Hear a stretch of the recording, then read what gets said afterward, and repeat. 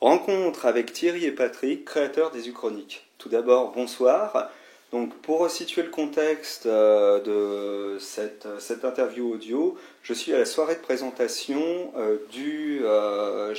d'un programme web multimédia qui s'appelle les Uchroniques, qui a reçu le soutien de France Télévisions à travers leur studio Les Nouvelles Écritures et qui s'amuse à réécrire l'histoire. Donc j'aimerais que vous vous présentiez tout d'abord tous les deux, que vous me disiez tout bêtement qui vous êtes, quel est votre parcours et qu'est-ce qui vous a amené justement à créer ce programme-là.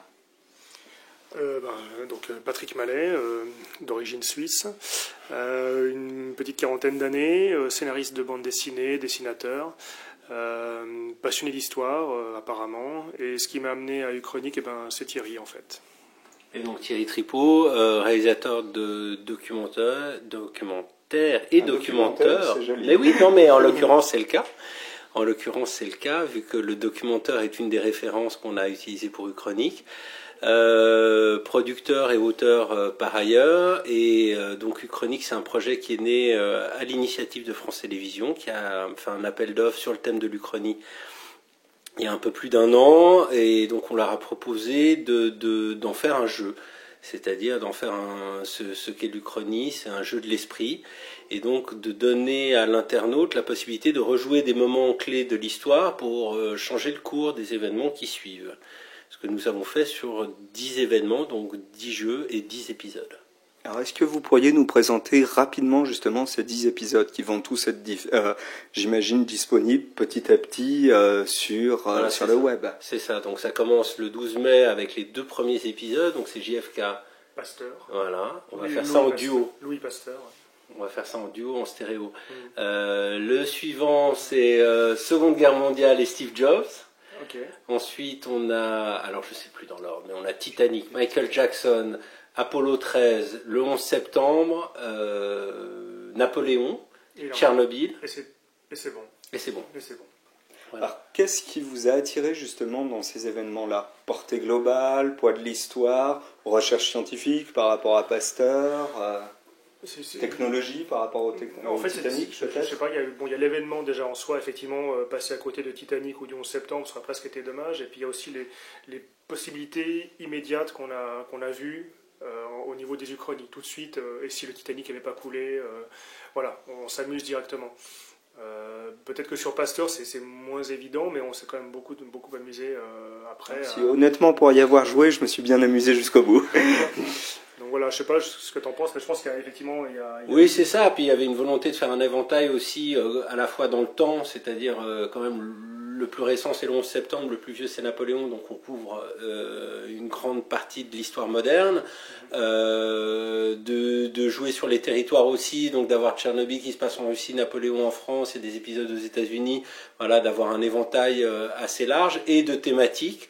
D'avoir un épisode Michael Jackson qui traite de la pop culture, comme l'est un peu peut-être Steve Jobs, mais d'un autre côté Tchernobyl c'est le nucléaire, c'est du lourd et du sérieux. Bon voilà, c'était la possibilité de renouveler l'expérience par les thématiques. D'accord. Être à chaque fois différent, original, changer l'expérience à chaque fois, qu'on n'ait pas 10 fois l'impression de faire 10 fois la même chose. Alors, petite question rigolote, comment avez-vous découvert l'Uchronie tous les deux? Vous saviez que le mot existait auparavant? Vous en avez lu? Vous en avez peut-être vu au cinéma? Moi, la première fois que j'en ai entendu parler, c'est lui qui m'a dit ce mot, je ne le connaissais pas. Ouais, il paraît que c'est bon. Je sais pas, moi moi je suis amateur de bande dessinée, de comics, de littérature de l'imaginaire, donc je pense que forcément je suis tombé dedans le premier, mais je me rappelle plus très bien. Je crois pas que je suis passé par Philippe Cadic obligatoirement. C'est généralement celui qu'on cite en premier. Donc honnêtement, je sais ce que c'est que l'Uchronie depuis assez longtemps effectivement, et quand il est venu me chercher pour ça, tout de suite, ça fait tilt. Non, je me dis, il y a vraiment moyen de faire quelque chose de chouette. C'est un la création des Uchroniques pour vous, c'est un ici à la base. Et si on bossait ensemble. D'accord. Alors, première vague, j'imagine. Est-ce que vous imaginez déjà concrètement bosser sur faire une suite, une deuxième saison, pour ainsi dire? Ah mais carrément. Ça dépend pas de nous, mais moi j'aimerais bien. Non, ça dépend. Ouais, moi aussi j'aimerais beaucoup. Je pense qu'il y a encore plein de personnages et plein de moments de l'histoire à revisiter. On s'est aussi posé la question de peut-être appliquer l'Uchronie à la fiction. ce qui est un peu plus compliqué, mais ce qui pourrait être intéressant, c'est-à-dire de prendre, disons, un album de Tintin et d'imaginer des uchronies à l'intérieur de l'histoire de l'album de Tintin, ou de prendre Si Frodo avait refusé l'anneau... Voilà. Vous voulez un procès avec moi, ça Oui, c'est ça. En train de me dire. C'est ça. Donc, c'est très compliqué en production, mais c'est toujours dans cette démarche de dire on va renouveler l'expérience. Donc si on fait une saison 2... Créer un objet uchronique, en fait. Voilà. C'est-à-dire revenir à... Tu connais peut-être l'Uchronie écrite par Churchill. Oui. Ou dans un monde uchronique.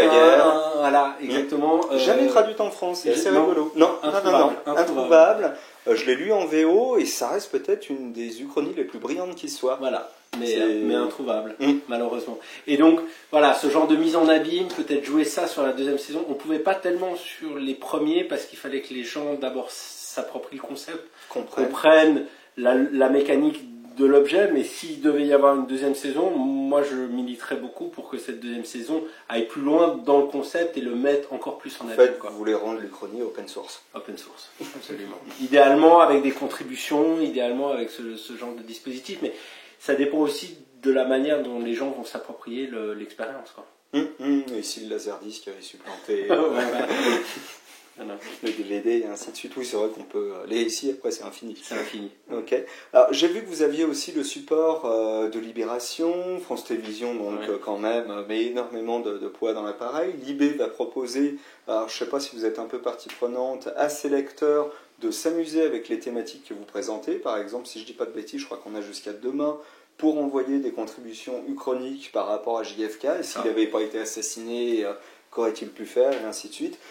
L'expérience va être, j'imagine, renouvelée jusqu'à la fin de la série, et ensuite, ça se passe comment? Vous compilez, en fait, les travaux seront compilés et présentés ou, Alors ça, c'est Libération qui s'en occupe. Ils ont une espèce de petit comité éditorial qui va trier, parce qu'en fait, la problématique de la contribution sur le thème de l'Uchronie, c'est la modération. C'est-à-dire que quand on ouvre la porte à la réécriture de l'histoire, le point Godwin est très vite atteint. On se retrouve, et on se retrouve avec des dérives historiques. Donc la dérive thématique est très vite là. Donc il faut modérer la chose. Nous, on avait pensé aussi à ouvrir une partie de contribution sur le site lui-même, mais sans modération, c'est beaucoup trop risqué. Donc on a abandonné la chose. C'est logique. Voilà. Deux dernières petites choses avant de se quitter. Qui est-ce qui a eu l'idée d'implanter justement, alors déjà les vidéos, donc pour resituer aux gens, vous avez une vidéo qui vous présente le contexte, vous avez un petit jeu, et ensuite vous avez, par rapport à ce que vous avez réussi à faire, tout un tas de points de vue chroniques. Vous avez gagné, vous avez perdu, etc. Vous n'êtes pas entretué, honnêtement, pour arriver à créer les SI ou que ça soit créer des mondes plus cauchemardesques ou autres? Non, c'est Thierry qui a eu l'idée du concept général avec le jeu comme point de divergence avec les différentes uchronies, et après la collaboration s'est vraiment super bien passée, enfin presque étonnamment, parce qu'on a quand même bossé assez longtemps. On est resté enfermé 2 mois et demi à faire qu'écrire, et on s'est pas foutu sur la gueule. Donc non, il n'y a pas eu de... Non, c'est une vraie complémentarité, vraiment. Patrick poussant plus du côté de l'imaginaire, peut-être à certains épisodes, s'appropriant plus certains univers et moi d'autres, mais de manière très très équilibrée. Donc non, il n'y a pas eu de prise de bec. D'accord. Et puis pour terminer, et si je vous laisse en faire un chacun. À froid comme ça. Et si on s'était disputé? Il n'y aurait pas eu de chronique. Alors non, il y a un ici, mais celui-là, il est trop délicat à faire. Mais et si Dominique Strauss-Kahn n'était pas allé dans la chambre du Sofitel? Trop proche aussi. Trop proche. Merci à tous les deux. Et sincèrement, bonne chance dans votre belle aventure. Merci. Merci beaucoup.